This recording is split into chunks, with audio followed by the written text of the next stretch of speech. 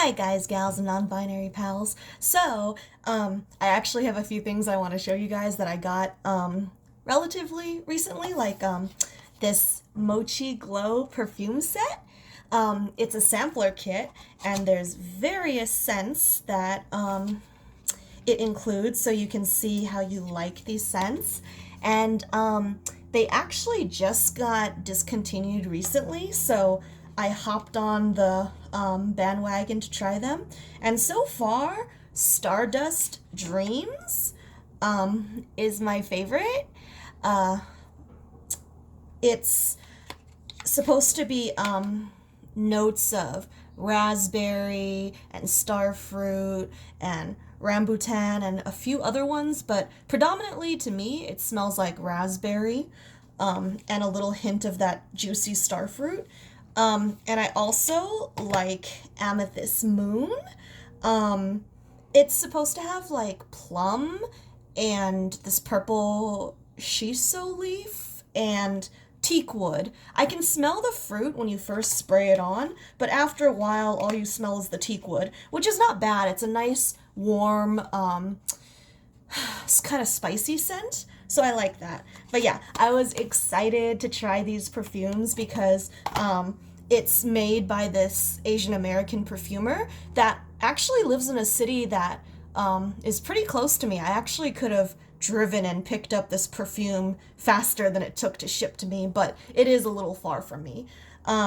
Also, I've had this since Christmas, but I never got to show you. Look at this cute little bunny. It's a chapstick, and I took off the little keychain charm because I just use it at home. I don't need to have that keychain dangling. But like even the inside is really cute. It used to be shaped like a paw, and it used to have more detail until I started using it. But my friend Jess got it for me for Christmas, and I've been enjoying it ever since. So yeah, that's another bunny themed thing. And speaking of bunnies, I mean, technically they're not really part of Easter celebrations. They're more of a pagan tradition, but um, yeah, I hope everybody that celebrates had a happy Easter. And also, I think the shirt is particularly cute. It has all my favorite EV evolutions. Um, and yeah, I think that's all the cute things that I wanted to talk about. And without further ado, let's get into chapter 23. Kehar. Human beings say, "It never rains, but it pours." This is not very apt, for it frequently does rain without pouring. The rabbit's proverb is better expressed. They say, "One cloud feels lonely." And indeed, it is true that the appearance of a single cloud often means that the sky will soon be overcast. However that may be, the very next day provided a dramatic second opportunity to put Hazel's idea into practice. Also, if you hear any shouts in the background, it's because my parents are watching the Dodgers game right now, so don't be afraid, nothing terrible is happening, it's just my parents cheering for the Dodgers. And if you don't remember Hazel's idea, because it has been a while since I last read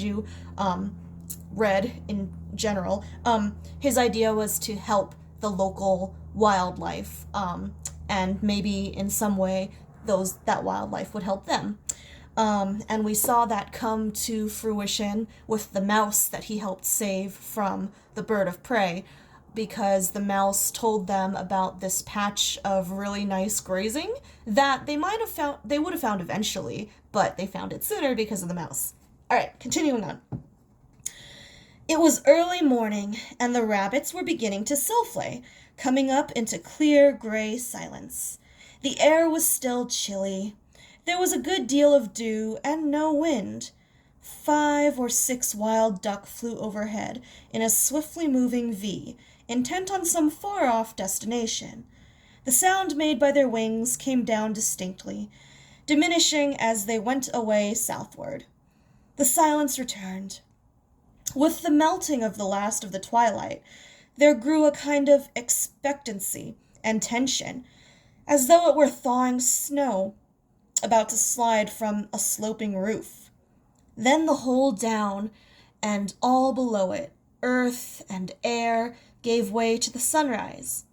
As a bull, with a slight but irresistible movement, tosses its head from the grasp of a man who is leaning over the stall and idly holding its horn, so the sun entered the world in smooth, gigantic power.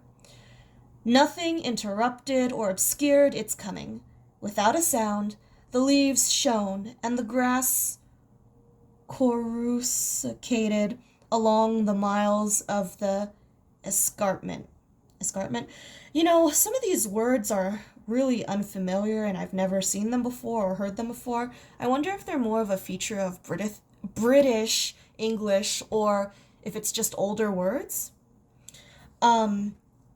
Outside the wood, Bigwig and Silver combed their ears, sniffed the air, and hopped away, following their own long shadows to the grass of the gallop. As they moved over the short turf, nibbling, sitting up, and looking round them, they approached a little hollow, no more than 3 feet across. Before they reached the edge, Bigwig, who was ahead of Silver, checked and crouched, staring. Although he could not see into the hollow, he knew that there was some creature in it, something fairly big. Peering through the blades of grass round his head, he could see the curve of a white back. Whatever the creature was, it was nearly as big as himself. He waited, stock still, for some little time, but it did not move. "What has a white back, Silver?" whispered Bigwig. Silver considered. "A cat?" "No cats here." "How do you know?" At that moment, they both heard a low, breathy hissing from the hollow. It lasted for a few moments. Then there was silence once more. Bigwig and Silver had a good opinion of themselves. Apart from Holly, they were the only survivors of the Sandalford Ousla, and they knew that their comrades looked up to them. The encounter with the rats in the barn had been no joke, and had proved their worth. Bigwig, who was generous and honest, had never for a moment resented Hazel's courage on the night when his own superstitious fear had got the better of him. But the idea of going back to the honeycomb and reporting that he had glimpsed an unknown creature in the grass and left it alone was more than he could swallow. He turned his head and looked at Silver. Seeing that he was game, he took a final look at the strange white back, and then went straight up to the edge of the hollow. Silver followed. It was no cat.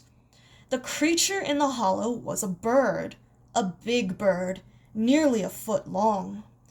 Neither of them had ever seen a bird like it before. The white part of its back, which they had glimpsed through the grass, was in fact only the shoulders and neck. The lower back was light gray, and so were the wings, which tapered to long, black-tipped primaries, folded together over the tail. The head was very dark brown, almost black, in such sharp contrast to the white neck that the bird looked as though it were wearing a kind of hood. The one dark red leg that they could see ended in a webbed foot and 3 powerful taloned toes. The beak, hooked slightly downward at the end, was sharp and strong. As they stared, it opened, disclosing a red mouth and throat. The bird hissed savagely and tried to strike, but still it did not move. "It's hurt," said Bigwig. "Yes, you can tell that," replied Silver. "But it's not wounded anywhere that I can see. I'll go round." "Look out," said Bigwig. "He'll have you." Silver, as he started to move round the hollow, had come closer to the bird's head. He jumped back just in time to avoid a quick, darting blow of the beak. "That would have broken your foot," said Bigwig. As they squatted, looking at the bird, for they both sensed intuitively that it would not rise, it suddenly burst into loud, raucous cries. "Yark! Yark! Yark!" A tremendous sound at close quarters that split the morning and carried far across the down. Bigwig and Silver turned and ran. They collected themselves sufficiently to pull up short of the wood and make a more dignified approach to the bank. Hazel came to meet them in the grass. There was no mistaking their wide eyes and dilated nostrils. "Illeal?" asked Hazel. "Well, I'm blessed if I know, to tell you the truth," replied Bigwig. "There's a great bird out there, like nothing I've ever seen." "How big? As big as a pheasant?" "Not quite so big," admitted Bigwig, "but bigger than a wood pigeon, and a lot fiercer." "Is that what cried?" "Yes, it startled me all right. We were actually beside it, but for some reason or other it can't move. Dying? I don't think so." "I'll go and have a look at it," said Hazel. "It's savage. For goodness sake, be careful." Bigwig and Silver returned with Hazel. The three of them squatted outside the bird's reach as it looked sharply and desperately from one to the other.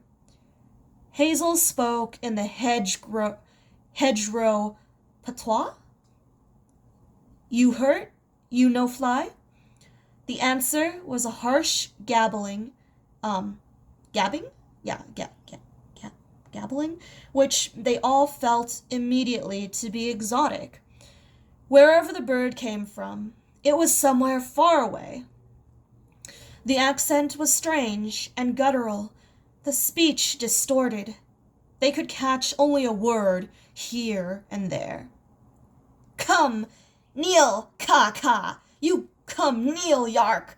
Tink me finish, me no finish, you damn plenty."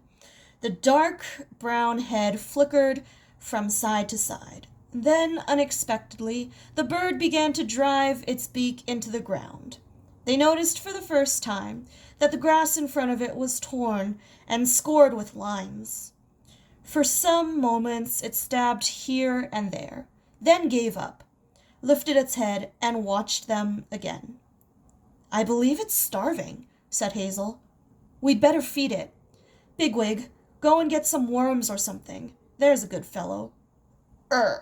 What did you say, Hazel?" "Worms."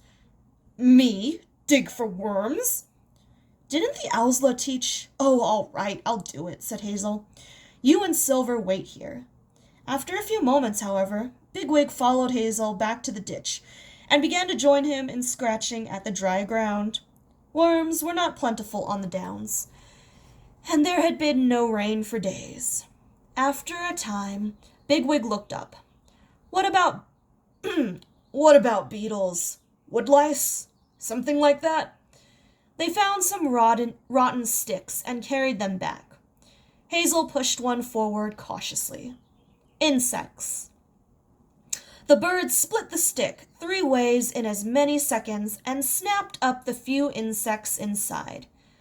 Soon there was a small pile of debris in the hollow as the rabbits brought anything from which it could get food. Bigwig found some horse dung along the track, dug the worms out of it, overcame his disgust, and carried them one by one. When Hazel praised him, he muttered something about "the first time any rabbit's done this, and don't tell the blackbirds." At last, long after they had all grown weary, the bird stopped feeding and looked at Hazel. "Finish eat," it paused. "Vat for you do?" "You hurt?" said Hazel. The bird looked crafty. "No hunt. Plenty fight. Stay small time, then go." "You stay there, you finish," said Hazel. "Bad place. Come Homba. Come Kestrel." "Damn de lot. Fight plenty." "I bet it would, "I bet it would, too," said Bigwig, looking with admiration at the 2-inch beak and thick neck. "We no want you finish," said Hazel. "You stay here, you finish. We help you, maybe." "Piss off!" "Come on," said Hazel immediately to the others. "Let it alone." He began to lop back to the wood. "Let it try keeping the kestrels off for a bit." "What's the idea, Hazel?" said Silver. "That's a savage brute. You can't make a friend out of that." "You may be right," said Hazel, But what's the good of a blue tit or a robin to us? They don't fly any distance. We need a big bird. But why do you want a bird so particularly? I'll explain later, said Hazel. I'd like Blackberry and Fiver to hear as well. But let's go underground now. If you don't want to chew pellets, I do. I don't know if you guys know this, but when rabbits talk about chewing pellets, they're talking about chewing their own droppings because I guess their digestive system isn't the most effective, and so it doesn't get all the nutrients out of its food the first time around. So once it passes through, there's these special droppings that are bigger than others, and they kind of look a bit like a blackberry, not quite, but something like that. And those are the more nutritious droppings, and rabbits eat those again to get all the nutrition out of it. So, just letting you know, because I had a rabbit years ago, and I learned that you need to make sure they can eat their droppings so they can get all the nutrition. During the afternoon, Hazel organized more work on the warren. The honeycomb was as good as finished, though rabbits are not methodical and are never really certain when anything is finished. And the surrounding burrows and runs were taking shape. Quite early in the evening, however, he made his way once more to the hollow. The bird was still there. It looked weaker and less alert, but snapped feebly as Hazel came up. Still here? Said Hazel. You fight, Hawk? No fight, answered the bird. No fight, but vatch, always vatch. Eat's no good. Hungry? The bird made no reply. Listen, said Hazel. Rabbits not eat birds. Rabbits eat grass. We help you. Vot for help me. Never mind. We make you safe. Big hole. Food, too. The bird considered. Legs fine. Ving no good. E bad. Well, walk, then. You hurt me. I hurt you like damn. Hazel turned away. The bird spoke again. East long way? No, not far. Come, den. It got up with a good deal of difficulty, staggering on its strong, blood-red legs. Then it opened its wings high above its body, and Hazel jumped back, startled by the great, aching span. But at once it closed them again, grimacing with pain. Ving no good. I come. It followed Hazel docilely enough across the grass, but he was careful to keep out of its reach. Their arrival outside the wood caused something of a sensation, which Hazel cut short with a peremptory sharpness quite unlike his usual manner. Come on, get busy, he said to Dandelion and Buckthorn. This bird's hurt, and we're going to shelter it until it's better. Ask Bigwig to show you how to get it some food. It eats worms and insects. Try grasshoppers, spiders, anything. Hawkbit, Acorn, yes, and you too, Fiver. Come out of that rapt trance or whatever you're in. We need an open, wide hole, broader than it's deep, with a flat floor a little below the level of the entrance by nightfall. We've been digging all the afternoon, Hazel. I know. I'll come and help you. In just a little while. Only get started. The night's coming. The astonished rabbits obeyed him, grumbling. Hazel's authority was put to something of a test, but held firm with the support of Bigwig. Although he had no idea what Hazel had in mind, Bigwig was fascinated by the strength and courage of the bird, and had already accepted the idea of taking it in, without troubling himself about the reason. He led the digging while Hazel explained to the bird, as well as he could, how they lived, their ways of protecting themselves from the enemies, and the kind of shelter they could provide. The amount of food the rabbits produced was not very large, but once inside the wood, the bird clearly felt safer, and was able to hobble about, and do some foraging for itself. By owl time, Bigwig and his helpers had scratched out a kind of lobby inside the entrance to one of the runs leading down from the wood. They lined the floor with beech twigs and leaves. As darkness began to fall, the bird was installed. It was still suspicious, but seemed to be in a good deal of pain.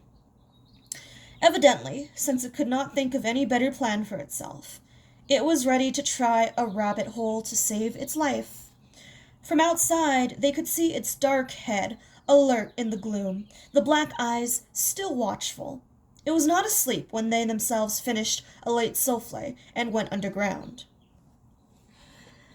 Black-headed gulls are gregarious. They live in colonies where they forage and feed, chatter and fight all day long. Solitude and reticence are unnatural to them.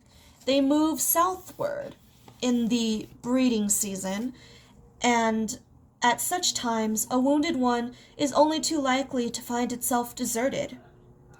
The gull's savagery and suspicion had been due partly to pain, and partly to the unnerving knowledge that it had no companions, and could not fly.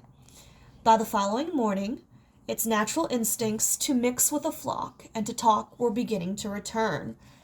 Bigwig made himself its companion. He would not hear of the gull going out to forage.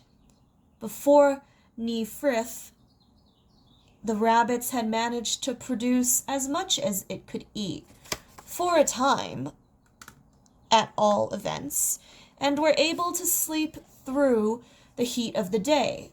Bigwig, however, remained with the gull, making no secret of his admiration, talking and listening to it for several hours. At the evening feed, he joined Hazel and Holly near the bank where Bluebell had told his story of El Herrera. "How's the bird now?" asked Hazel. "A good deal better, I think," replied Bigwig. "He's very tough, you know. My goodness, what a life he's had. You don't know what you've been missing. I could sit and listen to him all day." "How was it hurt?" "A cat jumped on him in a farmyard. He never heard it until the last moment. It tore the muscle of one of his wings, but apparently he gave it something to remember before he made off. Then he got himself up here somehow or other and just collapsed. Think of standing up to a cat! I can see now that I haven't really started yet. Why shouldn't a rabbit stand up to a cat? Let's just suppose that—" "But what is this bird?" interrupted Holly. "Well, I can't quite make out," answered Bigwig, "but if I understand him properly, and I'm not all sure that I do, he says that where he comes from, there are thousands of his kind, more than we can possibly imagine. Their flocks make the whole air white, and in the breeding season their nests are like leaves in a wood. So he says." "But where? I've never seen one, even." "He says," said Bigwig, looking very straight at Holly, "he says that a long way from here the earth stops, and there isn't any more." "Well, obviously it stops somewhere. What is there beyond?" "Water." "A river, you mean?" "No," said Bigwig, "not a river. He says there's a vast place of water, going on and on. You can't see to the other side. There isn't another side. At least there is, because he's been there. Oh, I don't know. I must admit I can't altogether understand it." "Was it telling you that it's been outside the world and come back again? That must be untrue."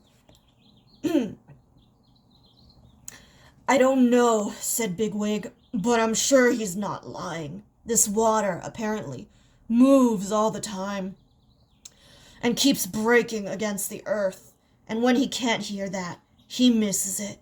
That's his name, Kahar. It's the noise the water makes." The others were impressed in spite of themselves. "Well, why is it here?" asked Hazel. "He shouldn't be. He ought to have been off to this big water place a long time ago to breed. Apparently, a lot of them come away in winter because it gets so cold and wild. Then they go back in summer. But he's been hurt once already this spring. It was nothing much, but it held him up. He rested and hung around a rookery for a bit.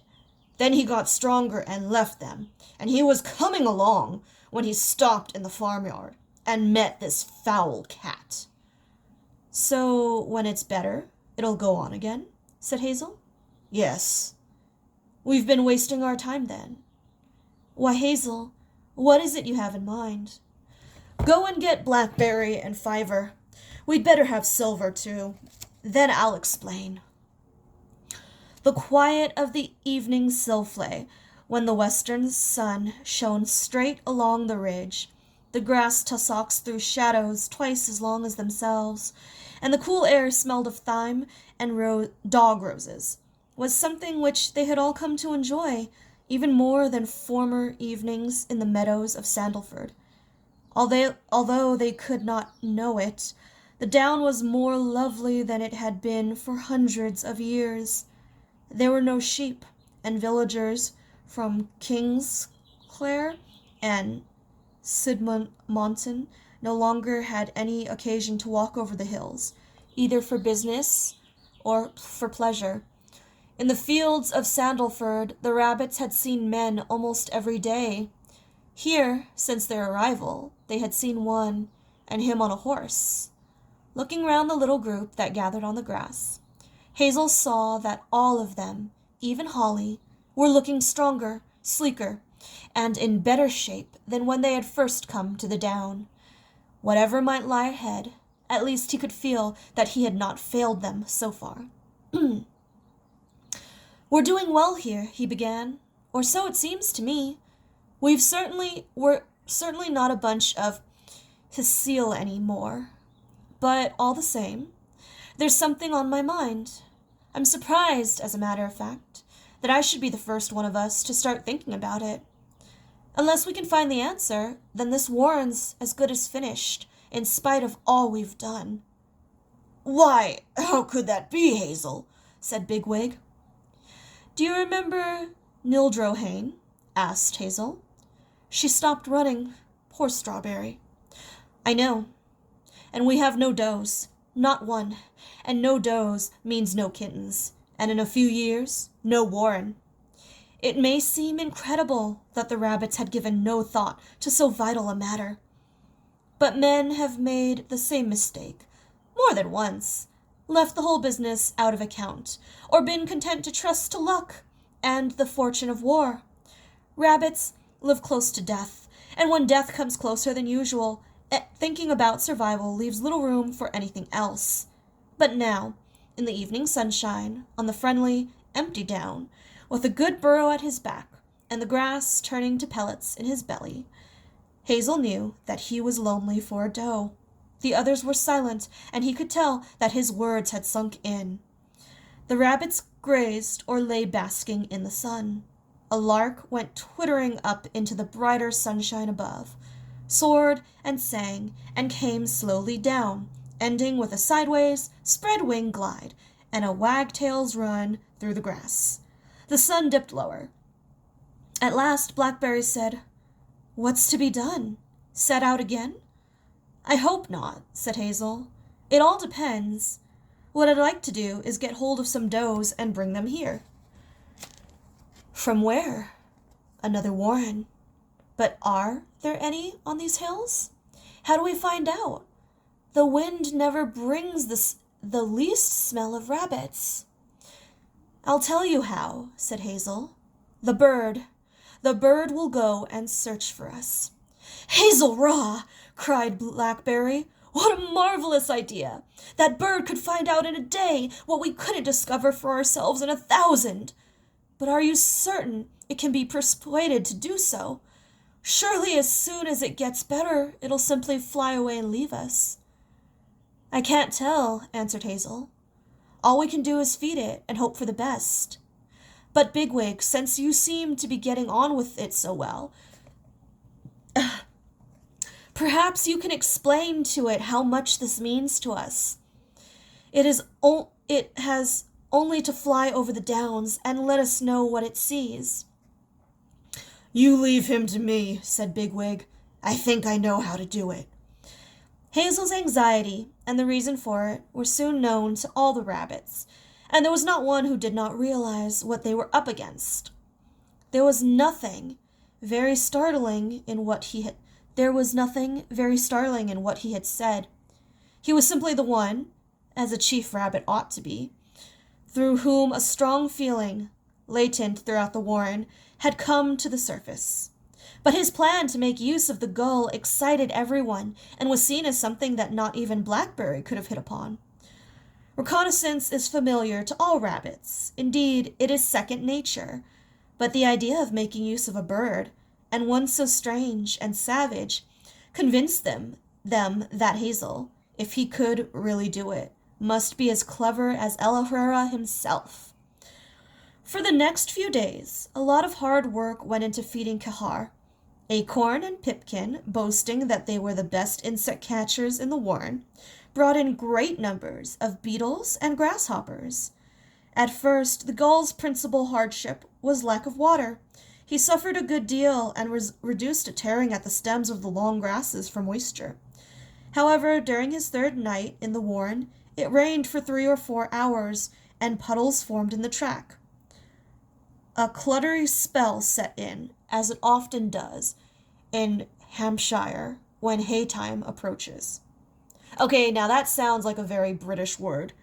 Cluttery spell? Does that mean that there was just a lot of rain or mist or fog? I don't know. I'll have to Google it if I remember when I finish reading. High winds from the south laid the grass flat all day, turning it to a dull Damascene silver. The great branches of the beeches moved little, but spoke loudly. There were squalls of rain on the wind. The weather made Quechar restless. He walked about a good deal, watched the flying clouds, and snapped up everything the foragers brought. Searching became harder, for in the wet the insects burrowed into the deep grass and had to be scratched out. One afternoon Hazel, who now shared a burrow with Fiver, as in the old days, was woken by Bigwig to be told that Quechar had something to say to him. He made his way to Quechar's lobby without coming above ground. The first thing he noticed was that the gull's head was molting and turning white, though a dark brown patch remained behind each eye. Hazel greeted him, and was surprised to be answered in a few words of halting, broken Lapine. Evidently, Quechar had prepared a short speech. "Meester Hazel, "Ees rabbits work hard," said Quechar. "I no finish now. Soon I go fine." "That's good news," said Hazel. "I'm glad." Quechar relapsed into hedgerow vernacular. "Meester Pigvig, plenty good fella." "Yes, he is." Say you no getting mudders. Ees finish mudders. Plenty trouble for you." "Yes, that's true. We don't know what to do. No mothers anywhere." "Listen, I get big, fine plan. I go fine now. Ving, better. Ving, finish. Den I fly for you.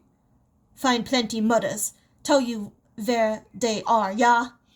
"Why, what a splendid idea, Quechar! How clever of you to think of it! You very fine bird." "Ees finish mothers for me this year. Ees too late. All mothers sitting on nest now. Eggs come." "I'm sorry." "'Nother time I get mother. Now I fly for you. We'll do everything we possibly can to help you." The next day the wind dropped, and Quechar made 1 or 2 short flights. However, it was not until 3 days later that he felt able to set out on his search. It was a perfect June morning. He was snapping up numbers of the little white-shelled downland snails from the wet grass and cracking them in his great beak, when he suddenly turned to Bigwig and said, "Now I fly for you." He opened his wings. The 2-foot span arched above Bigwig, who sat perfectly still, while the white feathers beat the air round his head in a kind of ceremonious farewell. Laying his ears flat in the fanned draught, he stared up at Kihar as the gull rose, rather heavily, into the air. When he flew, his body, so long and graceful on the ground, took on the appearance of a thick, stumpy cylinder, from the front of which his red beak projected between his round black eyes. For a few moments he hovered, his body rising and falling between his wings. Then he began to climb, sailed sideways over the grass, and disappeared northward below the edge of the escarpment. Bigwig returned to the hangar with the news that Kihar had set out. The gull was away for several days, longer than the rabbits had expected. Hazel could not help wondering whether he really would return, for he knew that Kihar, like themselves, felt the mating urge, and he thought it quite likely that after all he would be off to the big water and the raucous, teeming gull colonies of which he had spoken with such feeling to Bigwig. As far as he was able, he kept his anxiety to himself. But one day, when they were alone, he asked Fiver whether he thought Kihar would return. "He will return," said Fiver unhesitatingly. "And what will he bring with him?" "How can I tell?" replied Fiver. But later, when they were underground, silent and drowsy, he said suddenly, "The gifts of El Herrera, trickery, great danger, and blessing for the Warren." When Hazel questioned him again, he seemed to be unaware that he had spoken, and could add nothing more. Bigwig spent most of the hours of daylight watching for Kihar's return. He was inclined to be surly and short, and once, when Bluebell remarked that he thought Meester Pigwig's fur cap was molting in sympathy for absent friends, he showed a flash of his old sergeant major spirit, and cuffed and abused him twice round the honeycomb, until Holly intervened to save his faithful jester from further trouble. It was late one afternoon, with a light north wind blowing, and the smell of hay drifting up from the fields of Sidmonton, when Bigwig came hurtling down into the honeycomb to announce that Kihar was back. Hazel suppressed his excitement and told everyone to keep out of the way while he went to see him alone. On second thoughts, however, he took Fiver and Bigwig with him. The 3 of them found Kihar back in his lobby. It was full of droppings, messy and malodorous. Malodorous. Rabbits will not excrete underground, and Kihar's habit of fouling his own nest had always disgusted Hazel. Now, in his eagerness to hear his news, the guano smell seemed almost welcome. "Glad to see you back, Kihar," he said. "Are you tired?" "Ving is still go tired. Fly little bit, stop little bit. Everything go fine." "Are you hungry? Shall we get you some insects?" "Fine, fine. Good fellas. Plenty beetle." All insects were beetle to Kihar. Clearly he had missed their attentions, and was ready to enjoy being back. Although he no longer needed to have food brought to the lobby, he evidently felt that he deserved it. Bigwig went to get his foragers, and Kihar kept them busy until sunset. At last he looked shrewdly at Fiver and said, Meester Lidelvon, you know what I bring, ya?" "I have no idea," replied Fiver, rather shortly. "Den I tell. All dis ping ill I go dis way, that way. Where sun come up, where sun go down. Is no rabbits. Is noddings. He stopped. Hazel looked at Fiver apprehensively. "Den I go down in bottom. Es farm vid pig trees all round on Little hill. You know? No, we don't know. But go on. I show you. Not far. You see him. And here is rabbits. Is rabbits live in box. Live with men. You know? Live with men. Did you say live with men? Yeah, live with men. In shed. Rabbits live in box in shed. Men bring food, you know? I know this happens, said Hazel. I've heard of it. That's fine, Kahar. You've been very thorough. But it can't help us, can it? I think is mothers in big box, but else is no rabbits. Not in fields, not in woods. No rabbits. Anyways, I no see 'em. That sounds bad. Wait, I tell more. Now you hear. I go flying. Other way, where sun go middle of day. You know, this way is pig water. Did you go to the big water then? Did you go to the big water then? Asked Bigwig. Nah, not near so far, but out this way. East River, you know? No, we haven't been so far. East River, repeated Kehar. Under here, East Town of Rabbits. On the other side of the river? Nah. You go that way. Is pig fields all the way. Then after long way, is come to town of rabbits. Ver big. And after that is Iron Road and under the Den River. Iron Road? Asked Fiver. Yeah, Iron Road. You not seen him, Iron Road, men make him.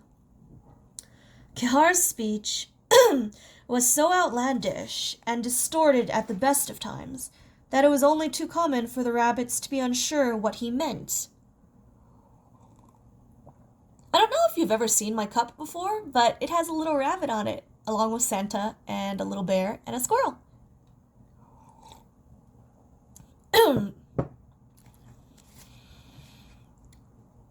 The vernacular words which he used now for iron and road. Familiar enough to seagulls, his listeners had scarcely ever heard. Kihar was quick to impatience, and now, as often, they felt at a disadvantage in the face of his familiarity with a wider world than their own. Hazel thought quickly. Two things were clear. Kihar had evidently found a big warren some way off to the south, and whatever the Iron Road was, the warren was on this side, both of it and of a river. If he had understood rightly, it seemed to follow that the Iron Road and the river could be ignored for their purposes. Kihar, he said, I want to be certain. Can we get to the rabbit's town without bothering about the Iron Road and the river? Yeah, not go to Iron Road. Rabbit's town in bushes for pig, lonely fields. Plenty mothers. How long would it take to go from here to the town? I think 2 days. East long way. Good for you, Kehar. You've done everything we hoped. You rest now. We'll feed you as long as you want. Sleep now. Tomorrow plenty beetle. Yeah. The rabbits made their way back to the honeycomb. Hazel told Kihar's news, and a long, disorderly, intermittent discussion began. This was their way of reaching a conclusion. The fact that there was a warren 2 or 3 days' journey to the south flickered and oscillated down among them as a penny wavers down through deep water, moving one way and the other, shifting, vanishing, reappearing, but always sinking toward the firm bottom. Hazel let the talk run on as long as it would, until at last they dispersed and slept. The next morning they went about their lives as usual, feeding Kihar and themselves, playing and digging. But all this time, just as a drop of water slowly swells until it is heavy enough to fall from a twig, The idea of what they meant to do was becoming clear and unanimous. By the following day, Hazel saw it plain. It so happened that the time for speaking came when he was sitting on the bank at sunrise, with Fiver and 3 or 4 others. There was no need to summon a general meeting. The thing was settled. When it reached them, those who were not there would accept what he had said, without having heard him at all. "This warren that Kihar found," said Hazel. "He said it was big. So we can't take it by force," said Bigwig. "I don't think I want to go and join it," said Hazel. "Do you?" "And leave here?" replied Dandelion. "After all our work? Besides, I reckon we'd have a thin time. No, I'm sure none of us wants to do that. What we want is to get some does and bring them back here. Will that be difficult, do you think?" "I should have thought not," said Holly. "Big warrens are often undercrowded, and some of the rabbits can't get enough to eat. The young does get edgy and nervous, and some of them don't have any kittens on that account. At least, the kittens begin to grow inside them, and then they melt away into their bodies. You know this?" "I didn't know," said Strawberry. "That's because you've never been overcrowded. But our warren, the Tharira's warren, was overcrowded a year or 2 back, and a lot of the younger does were reabsorbing their litters before they were born. The Tharira told me that long ago Elfrera made a bargain with Frith. Frith promised him that rabbits were not to be born dead or unwanted. If there's little chance of a decent life for them, it's a doe's privilege to take them back into her body unborn." Yeah, so that's actually true. It's pretty amazing how some animals can self-abort their own litters if they're under a lot of stress or resources are scarce. "Yes, I remember the bargain story," said Hazel. "So you think there may be discontented does? That's hopeful. We're agreed, then, that we ought to send an expedition to this warren, and that there's a good chance of being successful without fighting. Do you want everyone to go?" "I'd say not," said Blackberry. 2 or 3 days' journey, and we're all in danger, both going and coming. It would be less dangerous for 3 or 4 rabbits than for Frere. 3 or 4 can travel quickly, and aren't conspicuous. And the chief rabbit of this warren would be less likely to object to a few strangers coming with a civil request." "I'm sure that's right," said Hazel. "We'll send 4 rabbits, and they can explain how we come to be in this difficulty, and asked to be allowed to persuade some does to come back with them. I don't see that any chief rabbit can object to that. I wonder which of us would be the best to send." "Hazelraw, you mustn't go," said Dandelion. "You're needed here, and we don't want to risk you. Everyone's agreed on that." Hazel had already known that they would not let him lead the embassy. It was a disappointment, but nevertheless he felt that they were right. The other warren would have little opinion of a chief rabbit who ran his own errands. Besides, he was not particularly impressive in appearance or as a speaker. This was a job for someone else. "All right," he said.